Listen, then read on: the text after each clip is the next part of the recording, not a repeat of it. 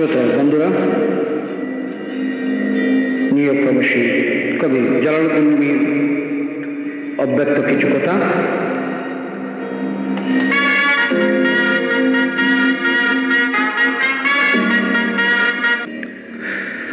তোমাদের আচরণে আমি আঘাত পেয়েছি, কিন্তু চিৎকার করিনি, কোনো অভিযোগ করিনি, শুধু শুধু নিজেকে জাস্ট সরিয়ে নিয়েছি। তোমাদের অমানসিক জীবন থেকে নীরবে বিদায় নিয়েছি।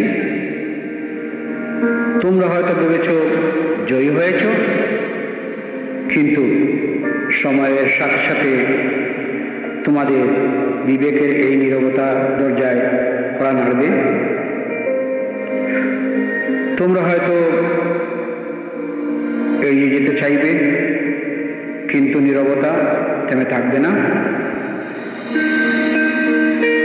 কারণ সত্যিকারের প্রতিবাদ কখনো গর্জন করে না। এটা নিঃশব্দে বয়ে চলে ততক্ষণ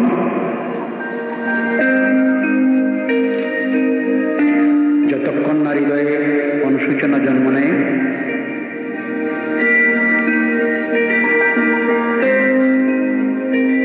আমার অর্ধেক জীবন পার করে বুঝলাম আমি কখনো মানুষ চিনতে পারিনি। যাদের জন্য হৃদয় উজাড় করে দিলাম, তারা নিখুঁতভাবে বুঝিয়ে দিল আমি তাদের কেউ নই। তোমরা আমায় বলে গেছ, তাতে কোনো দুঃখ নেই। দুঃখ শুধু একটাই, আসলে তোমরা আমায় চিনতে পারোনি। থাকতে কদর করুন, কারণ হারানোর পর সে জিনিসটা আর নসিবে থাকে না। পরে আর ফিরে পাওয়ার জন্য চটপট করলেও মানুষটাকে আগের মতো করে ফিরে পাওয়া যায় না। যেখানে নিয়তি প্রতিপক্ষ, সেখানে অভিযোগ না,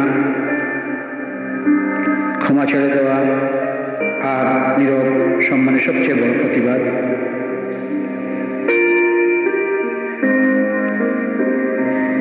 সুখে থাকার জন্য বড় বড় বাড়ি, গাড়ি, অনেক টাকা পয়সা লাগে না, লাগে শুধু একে অপরের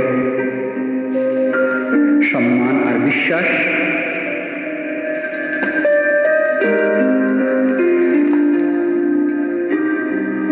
মানুষকে ক্ষমা করে দিলেও প্রকৃতি কিন্তু মানুষকে কখনোই ক্ষমা করে না। মানুষ চিনতে ভুল করার মধ্যে লজ্জার কিছু নেই, কারণ অমানুষগুলো দেখতে অবিকল মানুষের মতোই।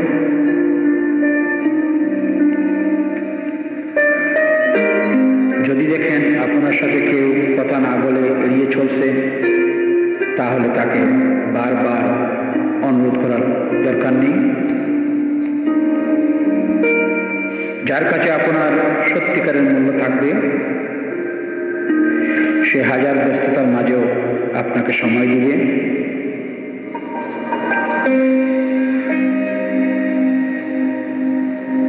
আর সময়টা তাকে দিও যে সময়ের মূল্য বুঝে।